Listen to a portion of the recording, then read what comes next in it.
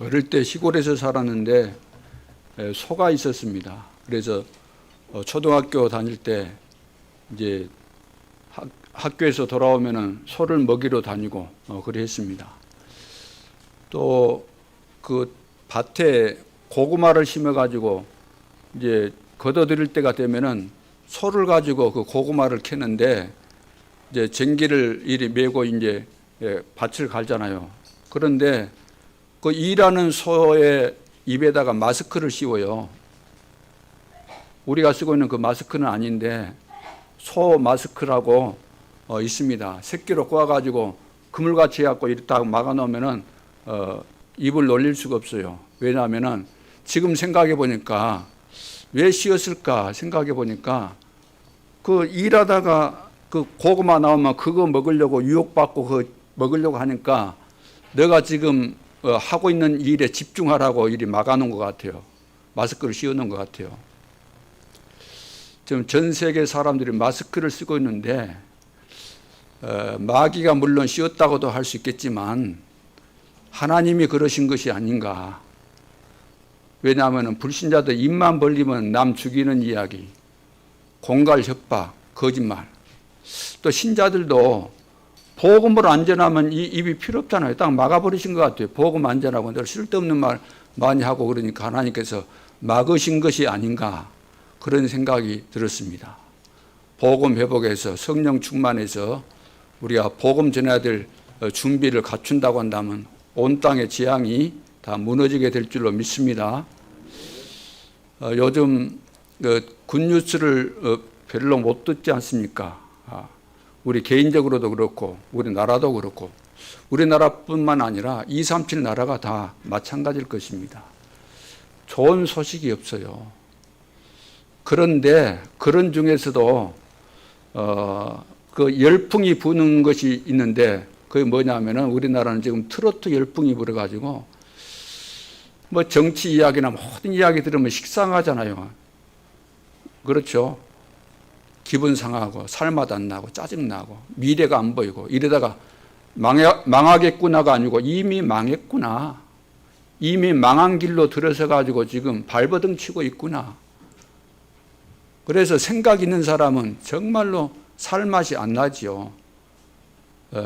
그러나 그러는 중에서 트로트 이제 뭐 대중가요 아니겠습니까? 그래서 노래를 부르는데 그 노래 내용이 뭘까요?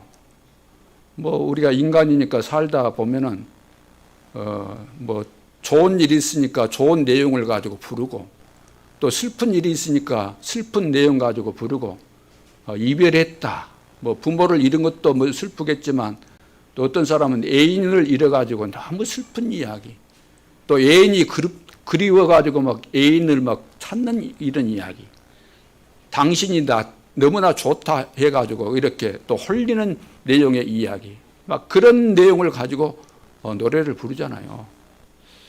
거기에 막 열광해가지고 또 그것도 어른들이 오래 살고 또 오래 많이 불렀으니까 기교도 뛰어날 텐데 어른보다 또 잘하는 천재 또 그 애들이 일어나갖고 부르는데 더 잘해요. 자, 그런 것을 보면서 왜 이 시대에 우리가 렘넌트 운동해야 되는가 답이 나오더라고요. 원래는 노래라는 것이 하나님이 주신 것이죠.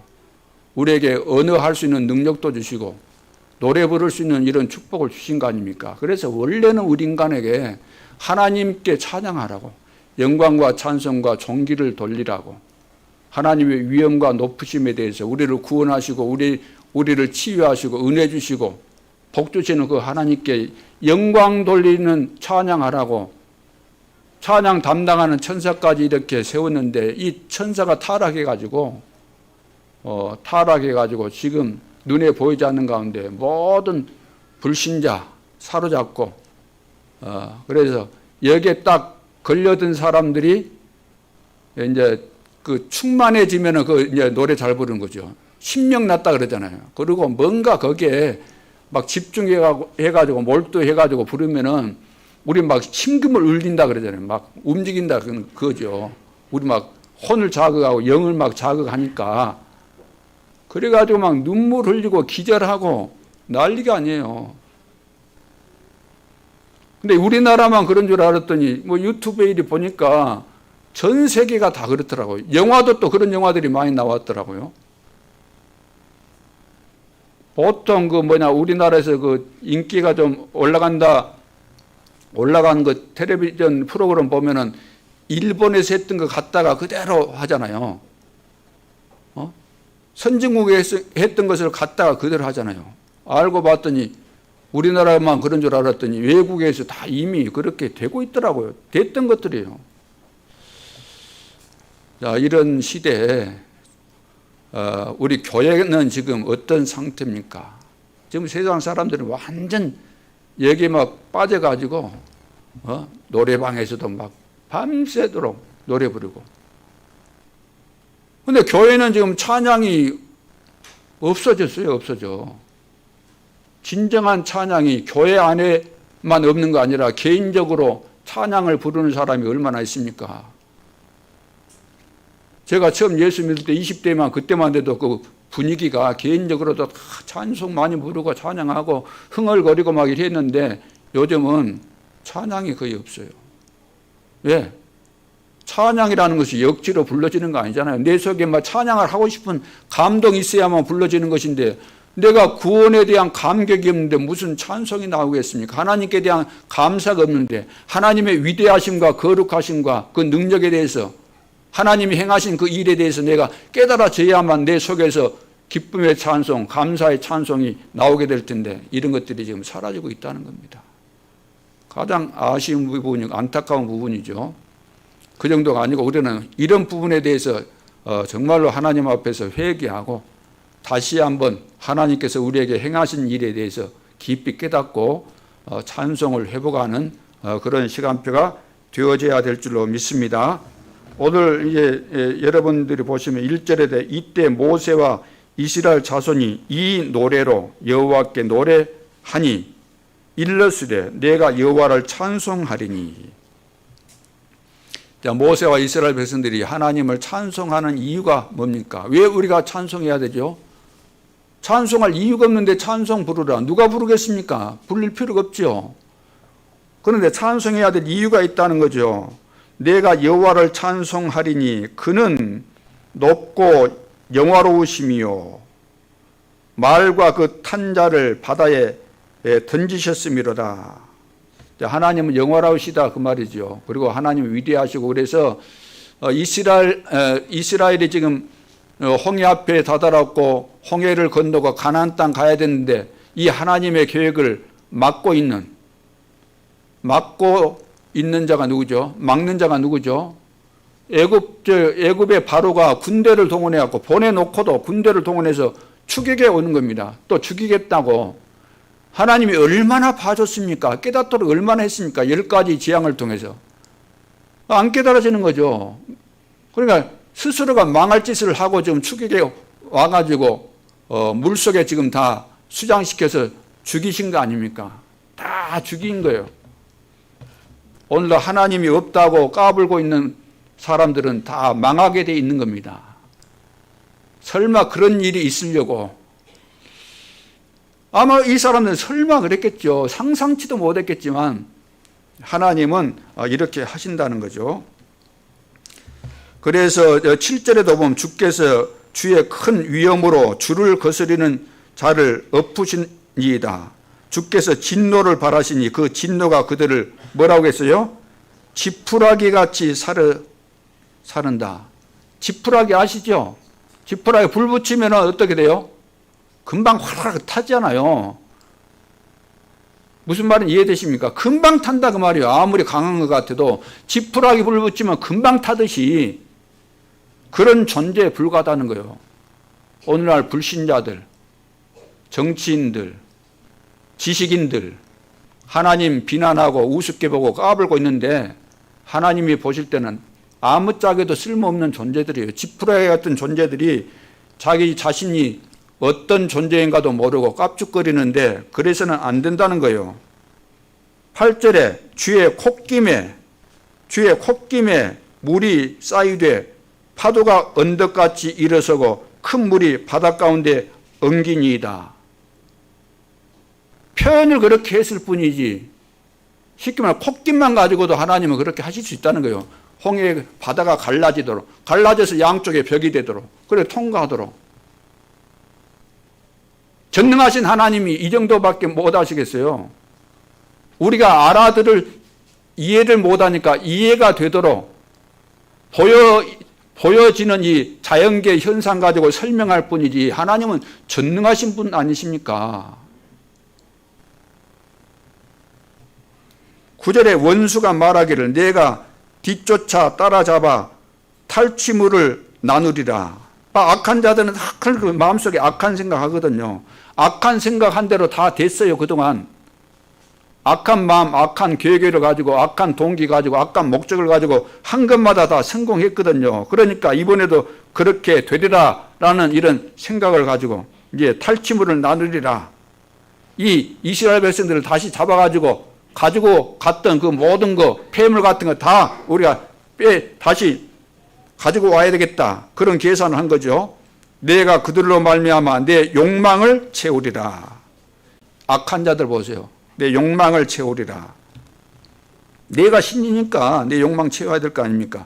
내가 내 칼을 빼리니 내 손이 그들을 멸하리라 하였으나.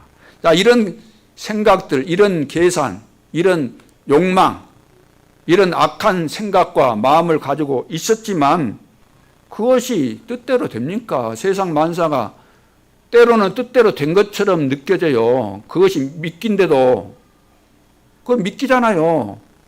고기 잡을 때 그 뭡니까? 뭐 미끼 던져주잖아요. 밑밥 주는 거 아닙니까? 저거 제대로 잡으려고. 10절 주께서 바람을 일으키심에 바다가 그들을 덮으니 그들이 거센 물에 뭐라 그랬어요? 바다가 막 거센 물이 이리 넘치는데 거센 물에 뭐라 그랬어요? 그들이 뭐같이요? 납같이 잠겼나이다. 납같이 잠겼나이다. 하도 뭐 우리 이 목사님은 낚시가 취미라고 하는데 저는 낚시가 취미가 아닙니다. 저는 섬에서 살았고 낚시할 수 있는 기회가 너무나 많이 있었는데도 내 주변에 전부 낚시할 수 있는 것이 있었는데 전혀 저는 관심이 없었어요. 그렇지만 낚시에 대해서 뭐 전혀 모를 정도는 아니고 복음을 전하는데 충분하게 이해하고 설명할 수 있는 그런 지식들은 다 가지고 있습니다. 이 말씀을 보면서 납 그러는데 뽀돌 생각이 나요. 뽀돌이 뭔지 아세요? 낚시를 던질 때, 바닷속에 던질 때 잘 안 들어가니까 빨리 밑으로 들어가라고. 늦게 들어가면 안 되잖아요. 물이 흘러가면 또 떠밀려 가니까. 빨리 푹 들어가라고. 뭘 달았어요, 거기다가? 납을 가지고 그 뽀돌을 만들라고 다 한다, 그 말. 뭐, 뽀뽀가고 들어가는 거요. 들어가기 싫어도 납이 무거우니까. 이게 하나님께서 이렇게 하신다는 거죠. 이게 하나님을 믿으라는 거 아닙니까? 하나님은 말로 형용할 수 없는 어마어마한 이런 능력을 가지신 분이시죠. 자, 그래서 그 14절에도 보면 여러 나라가 듣고 떨며 블레셋 주민이 두려움에 잡히며, 이제 이 사건이 일어나니까 이 보통 사건 아니잖아요. 주변에 있는 나라들이 다 소문 듣고 벌벌 떤다는 거죠. 에돔 두령들이 놀라고 모압 영웅이 떨림에 잡히며 가나안 주민이 다 낙담하나니. 들어가기도 전에 이미 막 소문 퍼지고. 16절 놀람과 두려움이 그들에게 임함에 주의 팔이 크므로 그들이 돌같이 침묵하였사오니. 돌같이 침묵했다. 여호와여 주의 백성이 통과하기까지, 곧 주께서 사신 백성이 통과하기까지 였나이다. 그러면서 17절에도 보니까 주께서 백성을 인도하사 그랬죠. 인도하사. 원수들을 다 멸하시고 하나님이 주의 백성들을 보호하시고 인도하시고, 과거부터 지금까지, 지금도 하나님은 우리를 축복하시는 가운데 함께 하시고 우리를 인도하시는 겁니다. 보호하시고 원수들을 다 막아주시고. 우리는 모르겠지만 하나님께서 그런 거 다 하신 거예요. 아이고, 하나님이 나와 함께 안 하신 것 같다. 뭐 천사가 어디 있다고? 천사가 나를 도와준 적이 없는데 보이지 않는 가운데 하나님께서 다 하고 계시는 거예요. 그러니까 나는 혼자다. 나는 너무 쓸쓸하다. 외롭다. 하나님이 안 살아 계신가 보구나. 내가 기도해도 안 들으시고 그런다고 유대인들처럼 그렇게 불신하거나 원망해서는 안 될 줄로 압니다.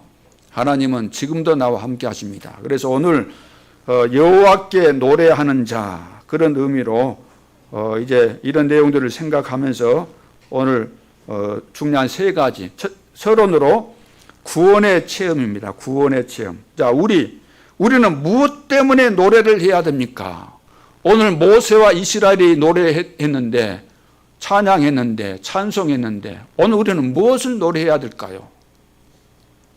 무엇을 노래해야 돼요? 나를 구원하신 하나님을 찬양해야 된다는 이야기입니다. 구원의 체험. 내가 구원받은 체험을 한 사람은 찬양하라 그래서 하는 거 아니에요. 구원받은 체험 있는 사람은 저절로 내 속에서 찬양이 나오게 됩니다. 하나님께 영광과 찬송을 돌리도록 되어 있는 겁니다. 자동으로 되게 되어 있는 거예요.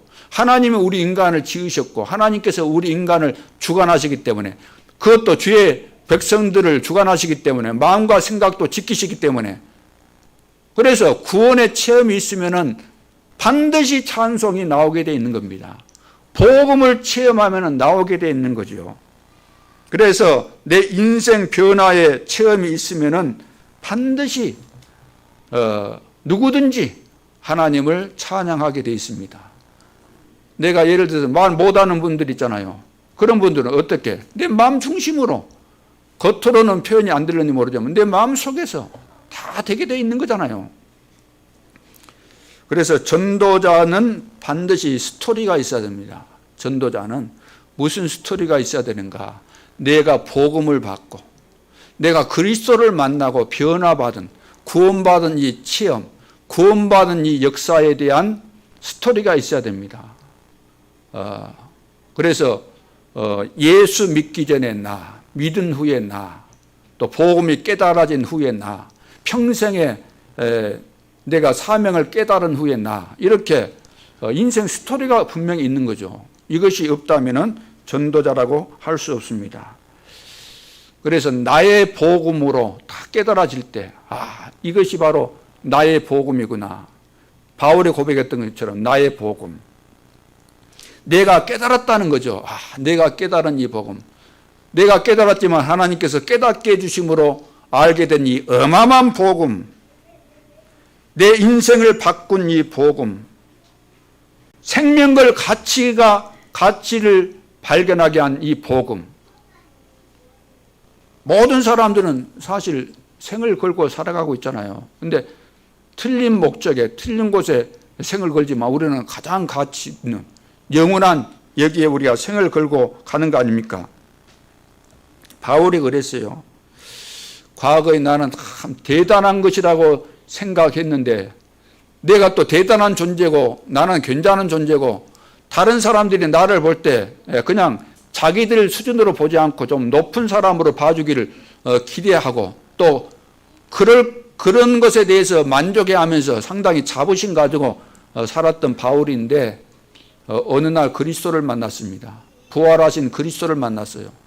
그래서 인생이 180도 변하게 됩니다. 그때 깨달아진 거예요.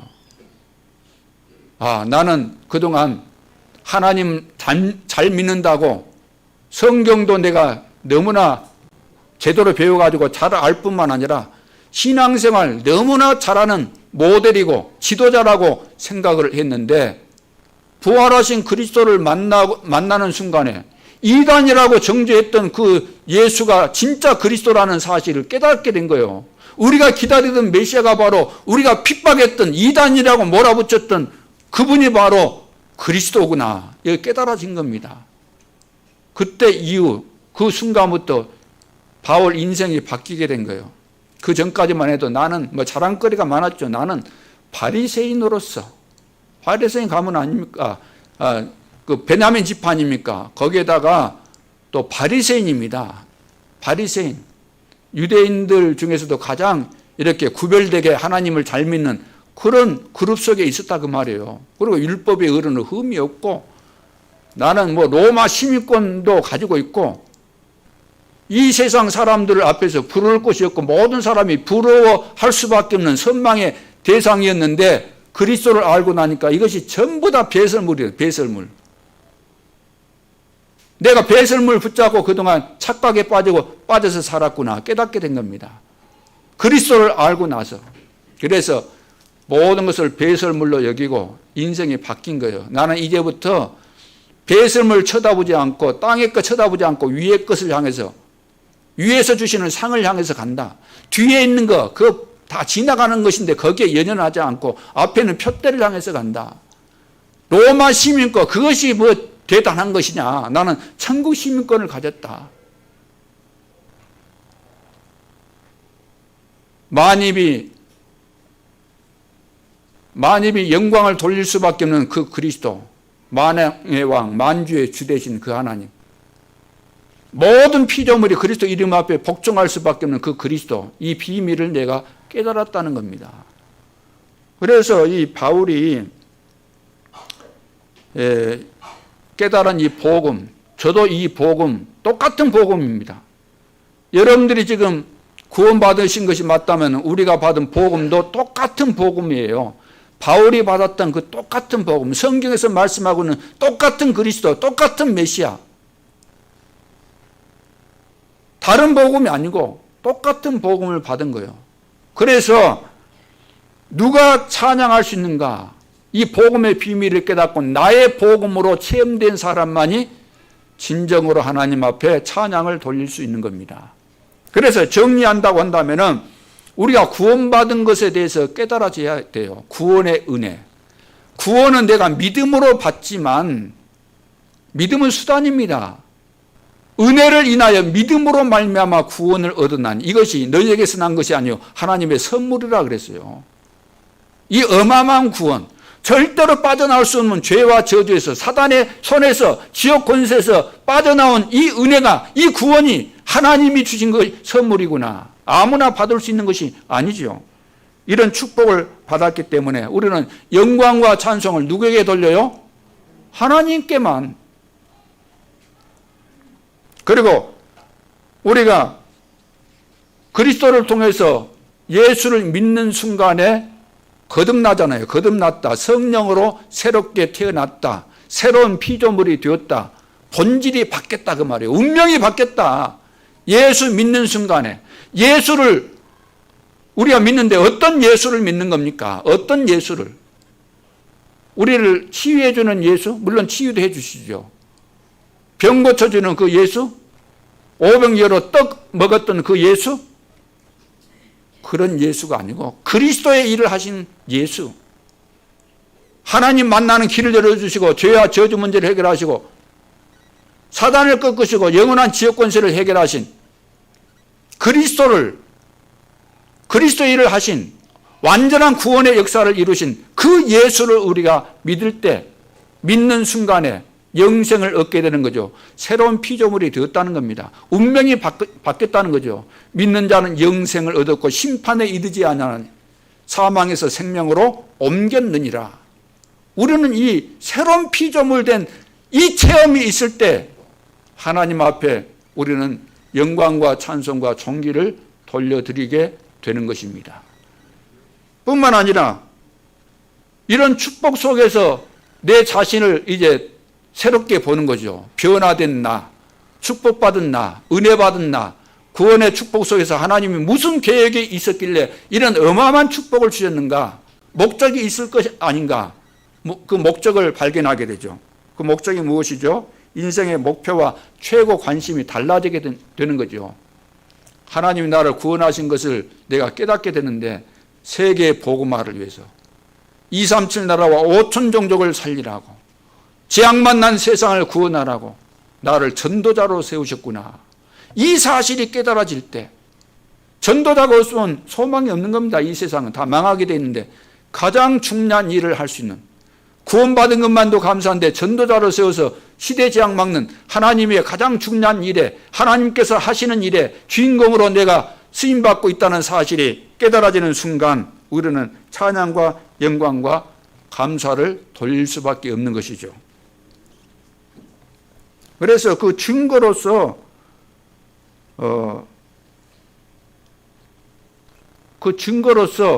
오늘 본문에 보면 모세와 이스라엘 백성들이 그 증거로 찬양하고 있잖아요. 그렇죠? 다 이해되셨죠? 복음의 비밀을 깨달으니까 이게 저절로 나오는 겁니다. 실제 체험했다는 거예요. 실제. 모세가 과거부터 복음을 몰랐던 것은 아니에요. 알았지만 하나님이 정말로 이렇게 언약을 이루시고 지금도 살아계시고 이렇게 위엄이 있으시고 놀라우신 분이시구나. 실제로 체험하고 나니까 완전히 이제 새롭게 모든 것이 다 이제 정리가 되어지고 깨달아지고 찬송이 저절로 나오잖아요. 그리고 신약 성경에 보니까 바울은 어떻습니까? 바울의 찬송 여러분이 아십니까? 이 구원에 대한 이 비밀을 깨닫고 에베소 1장 3절에 보니까 찬송하리로다. 너무나 감격되고 너무나 크고 놀라우니까 왜 찬송해야 되는가 이유를 밝히고 나는 그래서 찬송한다. 논리적으로 말한다면 그렇게 표현을 해야 되는데 그렇게 표현 안 하고 너무 감격돼가지고 흥분돼가지고 찬송하리로다 이 단어부터 나온 거예요. 그래가지고 그 뒤에 이야기하잖아요. 내가 그리스도 안에서 창세전에 선택받았다. 이 어마어마한 구원의 축복, 신령한 이런 복을 하나님께서 나를 주셨구나. 나를 선택하시고 내가 죄인이었는데 괴수였는데 하나님에 대해서 원수였는데 하나님께서 나를 선택하시고 나를 축복하시고 나를 찾아오셔서 상상할 수 없는 이런 축복 주신 것에 대해서 너무나 감사해가지고 찬송하고 또 복음 전하다가 감옥에 갇혔는데 뭐 했어요? 빌보 감옥에서 찬송하고 기도하고 우리 같으면 염려하고 그랬을 거 아닙니까? 재수가 없어갖고 또 걸려들었네. 근데 바울은 찬송하고 그래서 바울의 이 이야기를 쭉 보면 에베소 2장 1절 바울이 다 한 이야기잖아요. 바울 서신이 지금 14권입니다. 어떤 사람 13권이라 그러는데 히브리서가 바울 서신이 아니냐 이렇게 이야기하는데 히브리서 누가 지었겠어요? 히브리서는 누가 지었냐고 말이에요. 성경 66권 다 누가 지은 사람 다 밝혀졌는데 왜 히브리서는 없어요? 여러 가지 정황을 살펴볼 때 바울이 쓴 것이 맞다 그 말이에요. 그래서 바울 서신으로 저는 생각하고 있습니다. 그래서 14권이 되는 거예요. 바울이 에베소서 2장에 보니까 2장 1절에 허물과 죄로 죽었던 나를 살리셨다. 에베소 2장 2절에 공중의 권세자의 자를 따랐다. 그런데 거기서 나를 구원해 주셨다 그 말이에요. 3절에 본질상 진노의 자녀. 진노 속에 있기 때문에 망하는 것은 시간 문제다 그 말이에요. 도끼가 나무 뿌리 찍어놨으면은 찍는 순간에 찍힌 순간에는 파릇파릇해 있으려니 모르지만 2, 3일 지나 보세요. 말라 죽는 것처럼 본질상 진노의 자녀다. 이미 다 망할 수밖에 없는 그런 가운데 있었는데 하나님이 나를 구원하셨다 그 말이에요. 그리고 6절에 보면은 그리스도와 함께 하늘에 앉히신다. 영원한 천국까지 이런 축복을 주셨습니다. 이 어마어마한 축복이 2장 8절에 은혜를 인하여 믿음으로 말미암아 구원을 얻었나니 이것이 너희에게서 난 것이 아니요 하나님의 선물이다. 우리의 행위로서 난 것이 아니다. 우리의 노력으로 율법을 지키고 뭐 열심히 하고 그래서 된 것이 아니다. 9절에 그런 내용이에요. 그래서 고린도전서 15장 10절에도 나의 나된 것이 주의 은혜다 그랬잖아요. 나의 나된 것이. 고린도전서 2장 2절에 내가 너희 중에서 예수 그리스도와 그의 십자가에 못 박히신 것 외에는 아무것도 알지 아니하기로 작정하였습니다. 그리스도 십자가 이 비밀 이 속에 들어있는 구원의 축복 하나님의 섭리 작정 하나님의 역사 이런 것들을 깨닫고 나니까 정말로 인생이 그냥 일이 우리가 뭐 갱신이다 그런 차원이 아니라 완전히 개혁이 되어버린 거죠. 빌립보서 1장 20절에도 나의 간절한 기대와 소망을 따라 아무 일에든지 부끄러워하지 아니하고 지금도 전과 같이 온전히 담대하여 살든지 죽든지 내 몸에서 그리스도가 존귀하게 되게 하려 하나니 그리스도를 통해서 내가 받은 이 구원의 축복과 은혜 앞으로 하나님께서 이루실 세계 복음화 역사를 깨닫게 되면 그리스도가 얼마나 존귀하신 분인지 알게 되는 거죠. 이거 바로 성삼위 하나님의 역사 아닙니까? 그래서 바울이 입만 벌리면 늘 한 이야기가 어디에 나와요? 입만 벌리면 다 했는데 빌립보서 거기에 보면 잘 나오잖아요. 자기가 과거에는 막 자기 자랑을 많이 했는데 그리스도 얻고 나서 자기가 변화된 거 쭉 이야기하고 있잖아요. 다 바울이 한 이야기입니다. 골로새서 2장 2절 3절 그리스도 안에는 지혜와 지식과 보화가 다 감춰져 있다. 갈라디아서 2장 20절 나는 죽고 내 안에 그리스도께서 내가 있으면 되겠어요? 어마어마한 그리스도께서 내 안에. 고린도전서 1장 18절 십자가의 도가 멸망하는 자들에게 미련한 것이요 구원을 얻는 우리에게는 하나님의 능력이 된다. 이런 중요한 말씀들이 전부 다 바울이 한 이야기입니다. 사도행전 16장 31절은 뭐라 그랬어요? 주 예수를 믿으라. 그리하면 너와 내 집이 구원을 얻으리라. 이 언약 붙잡고 이번 명절에 가문의 저주를 다 물리쳐야 될 줄로 믿습니다. 그래서 언제부터 바울이 이렇게 바뀌었는가? 스데반을 죽일 때 앞장선 사람이 바울 아닙니까? 이 악질이, 이 괴수가 어떻게 이렇게 완전히 180도 바뀔 수가 있냐고 말이에요. 언제 바뀌었어요? 다메섹 사건을 통해서. 다메섹 사건이 뭐죠? 부활하신 그리스도를 만났다고 말이에요. 오늘 저와 여러분에게 다메섹 사건이 있어야 될 줄로 믿습니다. 저도 다메섹 사건이 있었습니다. 저는 23살 때 예수를 믿게 됐는데 이야기하려면 끝도 없으니까 쉽게 말해서 하나님을 만난 거예요. 예수 그리스도를 통해서 하나님 만난 거예요. 복음을 듣고. 그래서 내 인생이 바뀐 겁니다. 불신자로 있을 때는 완전 사단에게 잡혀갖고 방황하고 절망 가운데 있었고 소망이 없었던 내가 주님을 만나고 나니까 인생이 바뀌잖아요. 그러면서 이제 신학교 다니고 이러면서 내가 이제 주님을 만나는 그것이 이제 복음이었고, 그런데 신학교 다니면서 이 복음이 변질된 거죠. 왜? 나는 이 복음 때문에 나는 앞으로 전도자로 살아야 되겠다. 예수 믿는 순간에 그런 마음을 천명을 받았는데, 신학교 가서 이제 불이 붙으니까 막 전도 이런 거 관심도 많고 전도하고 하는데, 신학을 공부하다 보니까 나도 모르게 이제 변질돼 가는 거죠. 틀린 것을 배우니까 안 돼요.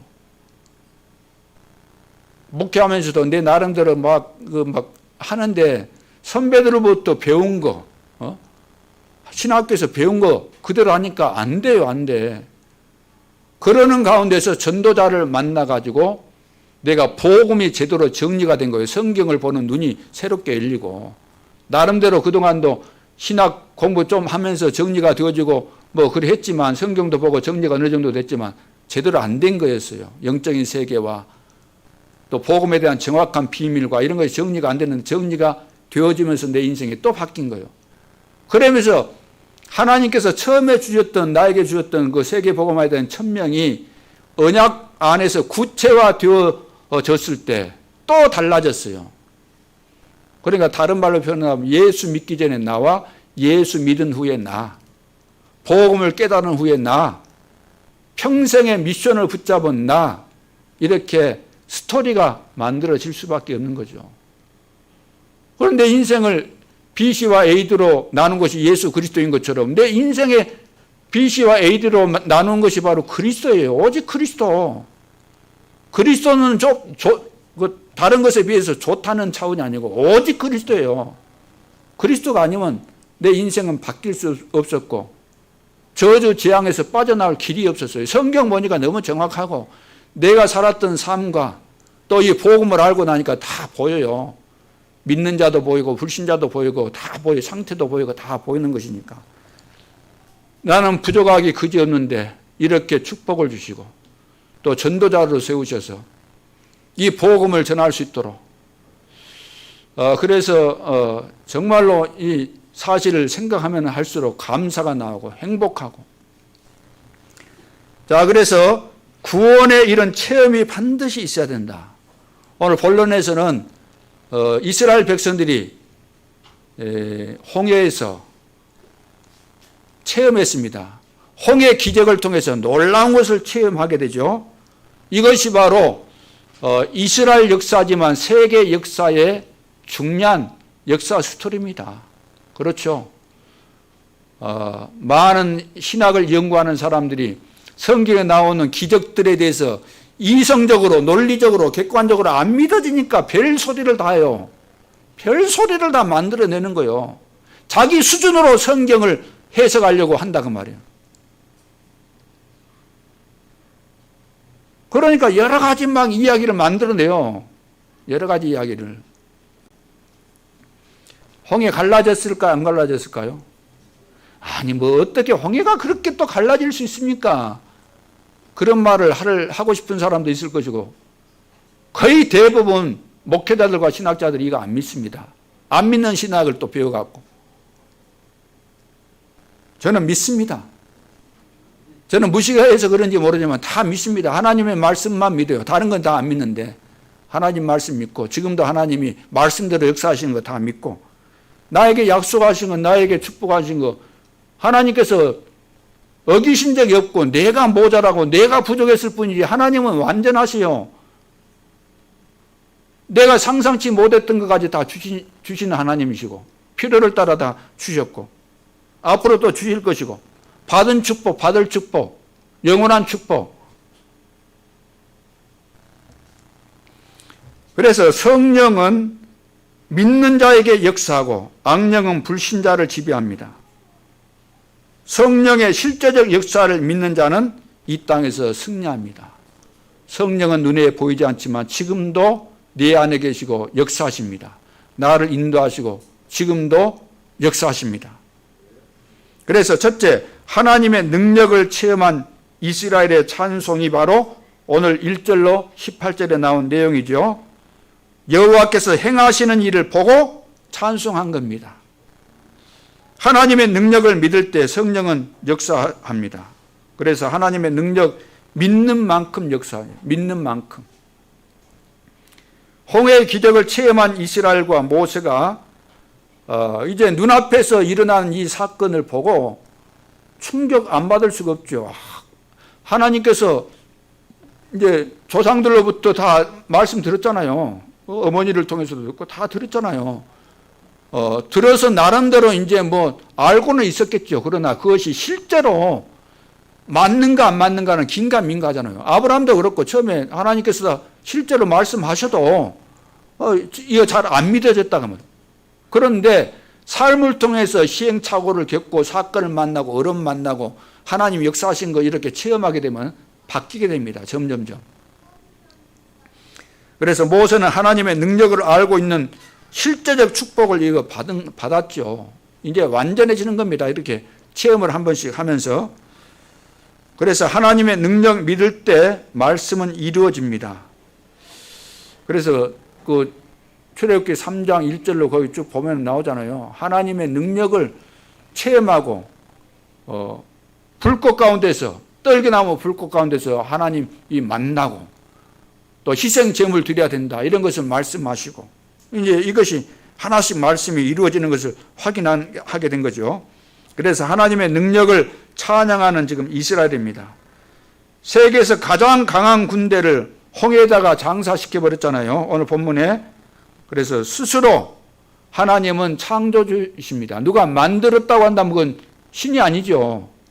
물론 요즘은 사람이 만든 신들도 많이 있지만 진짜 신은 스스로 존재하고 그렇죠. 그 신이 세상도 만드시고 또 다스리시고 다 하셔야 되잖아요. 그 신을 보고 여호와라 그런다고. 참 하나님, 유일하신 하나님. 그렇죠. 다른 신들은 다 귀신을 말하는 것이고 그건 신 아니에요. 그래서 스스로 창조주가 되신 그 이름이 여호와다. 이분이 홍해의 기적을 이루셨고 이 기적을 체험한 모세와 이스라엘 백성들은 당연히 찬송할 수밖에 없는 겁니다. 오늘 우리 인생을 뒤돌아보면서 우리가 찬송할 것이 너무나 많이 있었을 겁니다. 그것을 잊었다고 한다면 다시 한번 뒤돌아보면서 하나님께서 여기까지 인도하신 것에 대해서 찬송을 회복하고 앞으로 또 이루어가실 것을 미리 내다보고 진정한 찬송이 회복될 수 있기를 주님의 이름으로 축원합니다. 두 번째, 누구에게 이 축복과 응답을 주십니까? 누구에게?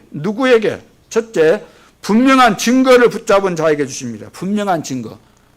출애굽기 3장 18절. 희생제물 드려야 된다. 희생제물이 아니면 안 된다. 하나님 이것만 하시잖아요, 이거. 그렇죠? 한 가지, 희생제물 드려라. 다른 방법이 없어요. 이것만 준 겁니다. 양의 피 바를 때 사단, 저주, 노예에서 완전히 해방받았습니다. 양 잡아서 피 바른 그 6월절 날 바로가 꺾이게 되죠. 애굽이 무너지게 되잖아요.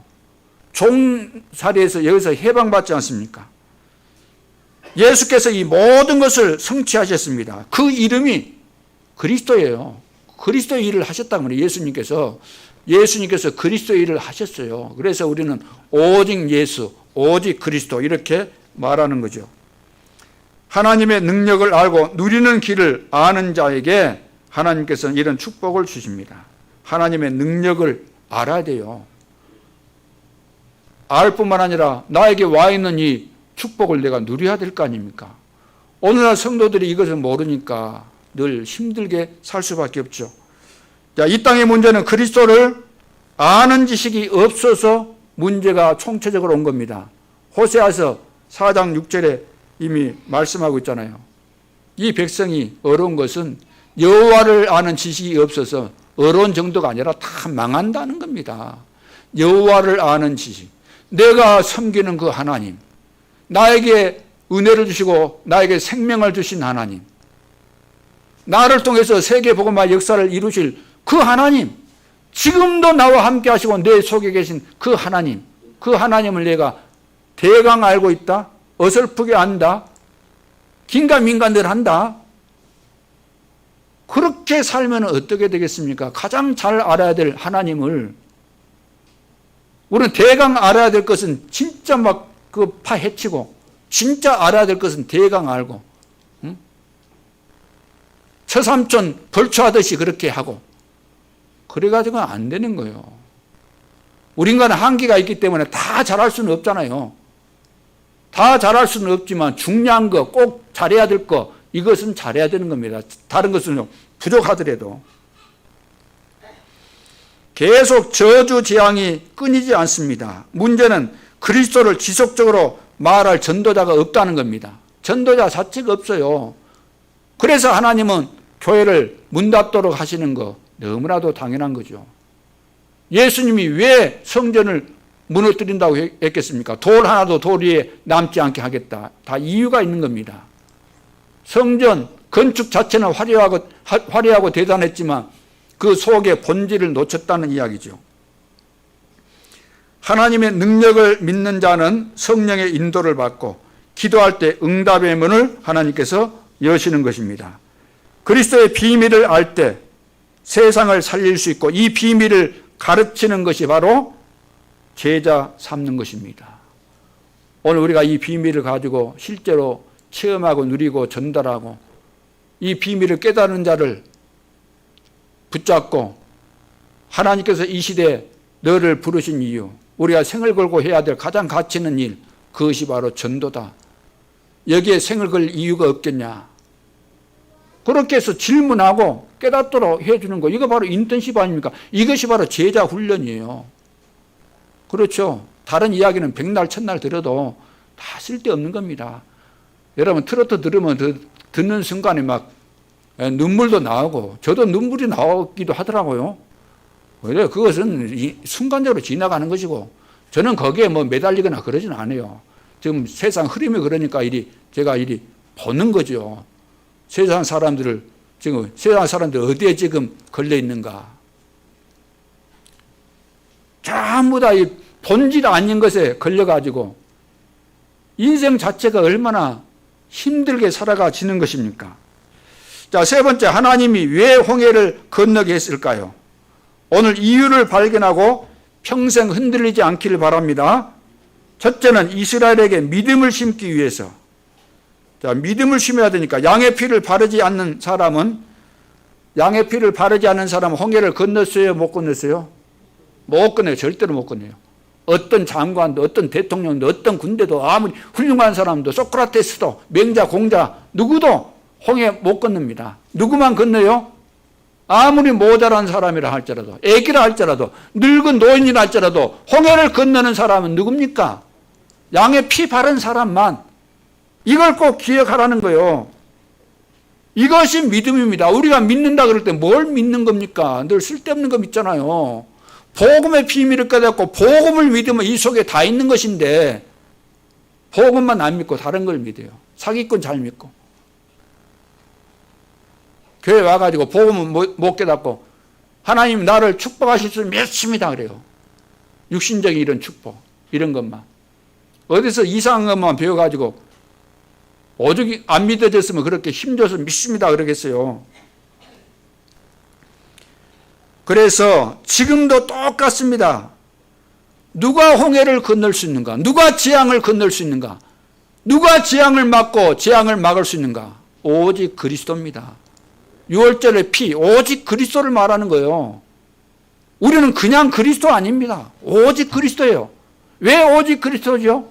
예수님께서 오직 그리스도를 말씀하셨고 우리가 깨달아졌습니다. 오직 그리스도 아니면 안 된다는 것을. 두 번째는 미래를 대비하기 위해서 홍해를 건너게 한 거죠. 미래를 대비해야 되니까 가나안 땅에 들어가면 우상과 싸워야 되지 않습니까? 그렇죠? 우상과 영적인 싸움을 해야 되는데 믿음 없으면 안 되잖아요. 그리고 이 민족과 세계를 살리기 위해서 하나님의 능력을 체험케 하셨습니다. 체험 안 하면 또 흔들리니까. 그리고 이스라엘이 가나안 땅에 도착하면 온 세계에 뭐가 퍼져요? 소문이 퍼지게 되어 있다. 소문이. 이거 소문이 굉장한 거잖아요. 여리고성 무너뜨리기 전에 정탐꾼으로 갔을 때 나합을 통해서 들었잖아요. 벌써 가기도 전에 소문이 쫙 퍼져가지고 여리고성에 있었던 사람들이 다 간담이 녹았다. 지도자들 다 도망갔다. 소문, 하나님이 이루시는 소문, 자질구레한 그런 소문 말고 홍해가 갈라지고 이스라엘 백성들이 그 갈라진 바다 그 밑바닥 땅을 밟고 건너고 추격에 오던 애국 군대는 다 죽었다. 한 사람도 남지 않고. 어마어마한 소문 아닙니까? 하나님께서 행하시는 그 일. 이런 하나님의 계획이, 완벽한 계획이 미래까지, 영원한 세계까지 완벽한 계획을 하나님은 창세전에 가지고 계셨고 그걸 이미 다 말씀하셨고 다 이루어 가시는 하나님. 하나님은 우리를 실수하고 부르신 거 아닙니다. 내가 어려움당하고 지금 힘들다고 해서 낙심하지 않기를 바랍니다. 문제와 어려움 이런 것들은 굉장한 축복이 들어있습니다. 렘넌트 7명을 봐보세요. 제대로 좋은 환경에서 된 사람은 한 사람도 없습니다. 상상치 못할 어려움 속에 있었지만 다 하나님께서 언약을 이루시기 위해서 다 그렇게 몰아가신 거예요. 세 번째는 무리 속에 가나안 땅에 들어갈 자가 있기 때문에 무리 속에 이스라엘 백성들 그 무리 속에 가나안 땅에 들어가서 가나안을 정복해야 될 제자가 있기 때문에 하나님께서 홍해를 가르시게 한 거예요. 이스라엘 백성들 멸망받을 자들은 홍해 그래서 건너긴 했지만 광야에서 다 죽이고 가나안 정복하는데 거기에 쓰임받았던 제자들이 또 따로 있잖아요. 왜 탈북자들이 예를 들어서 100명이 넘어왔다 그러면 그 속에 제자가 한 명이라도 숨겨져 있으니까 싸잡아서 이리 오게 만들어서 하나님께서 그 제자 한 명 때문에 그렇게 막 탈북하도록 하나님이 하셨다고 하면 분위기를 만들고 하나님께서.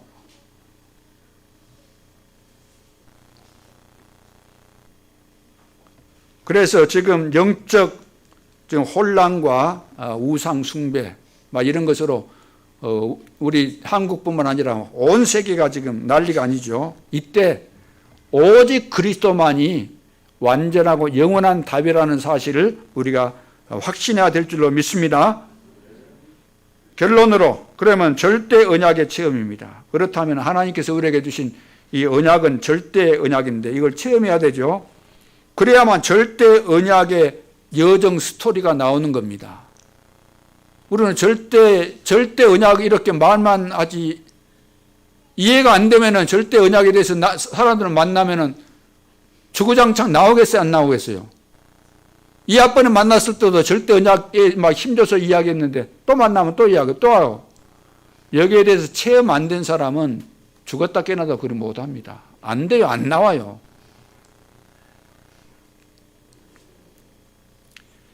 그래서 지금 우리가 RUTC 운동을 하고 있잖아요. RUTC 운동.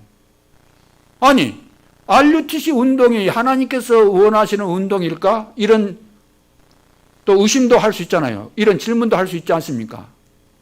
RUTC 운동이 무슨 운동이라고 생각하십니까? 우리가 만든 운동일까요?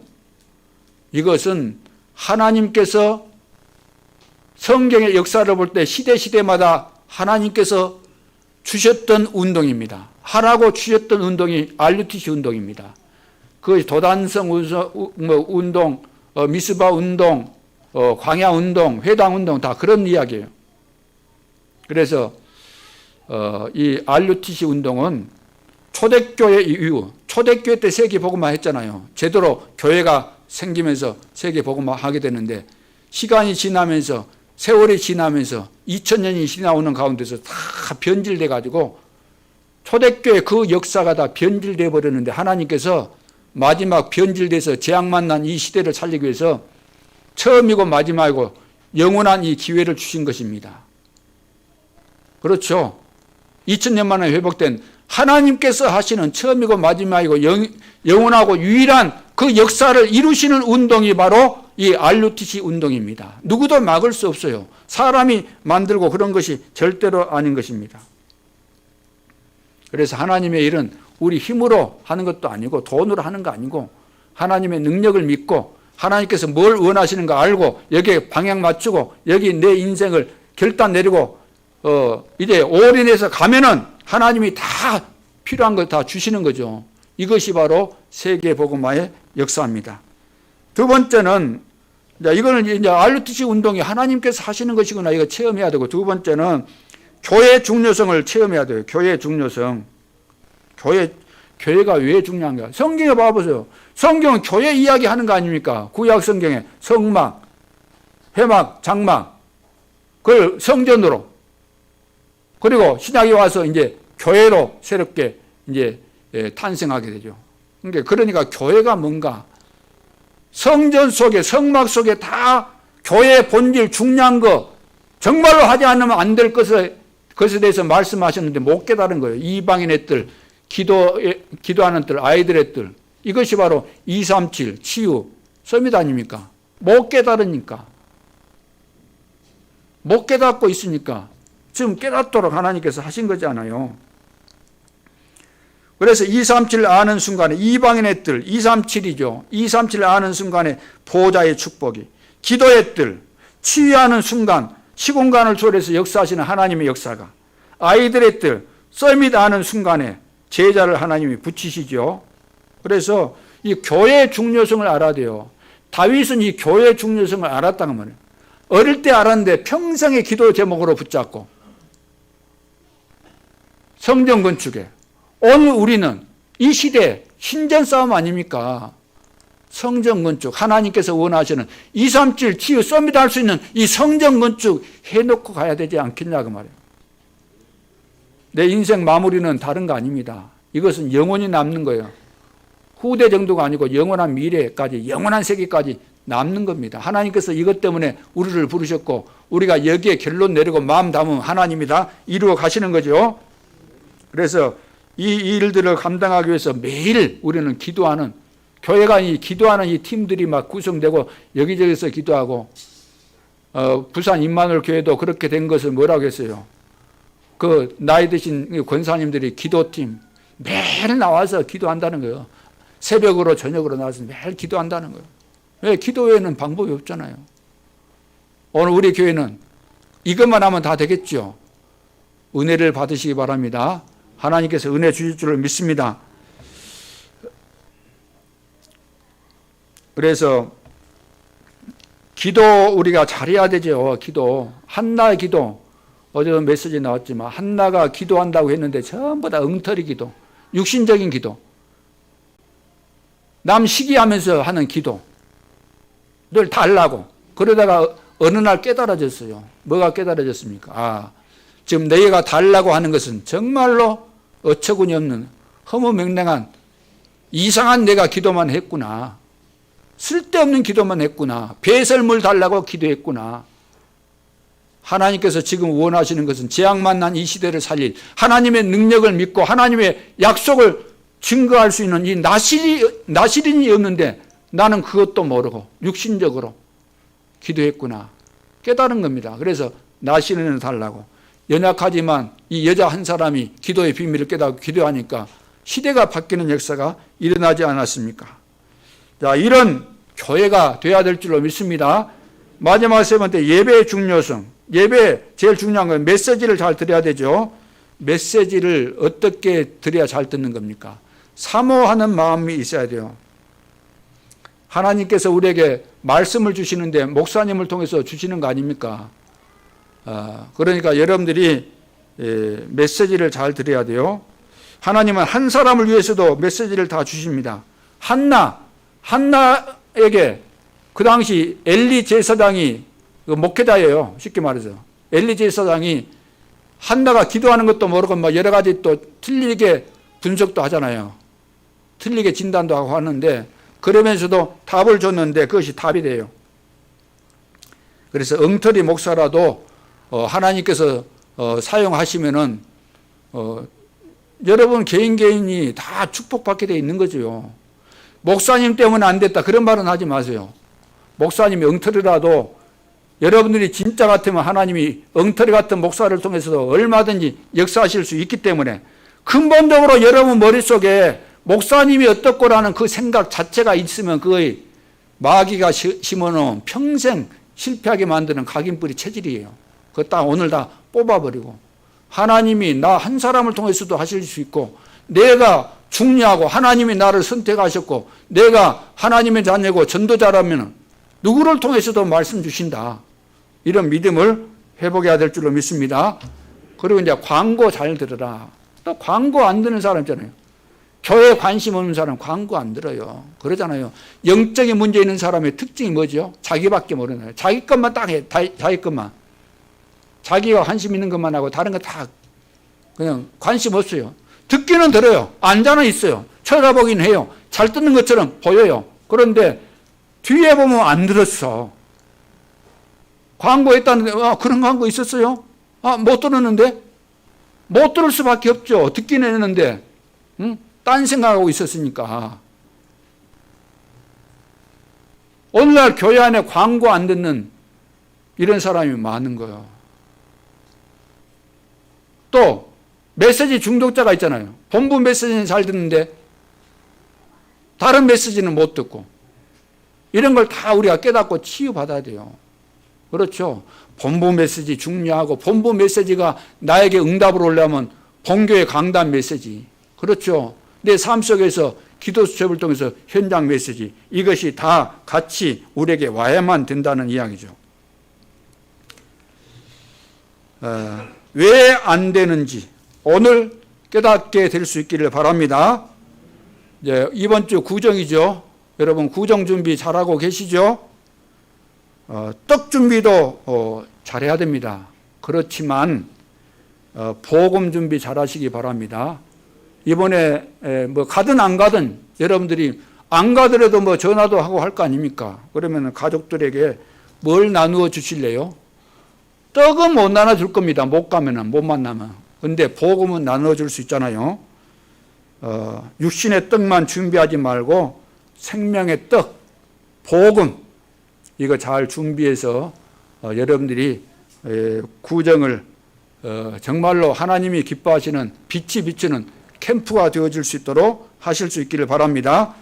여호와께 노래하는 자 찬양 영광 존귀를 여호와께 평생 드리는 시대의 전도자들 될 수 있기를 주님의 이름으로 축원합니다. 기도드리겠습니다. 하나님 은혜를 감사합니다.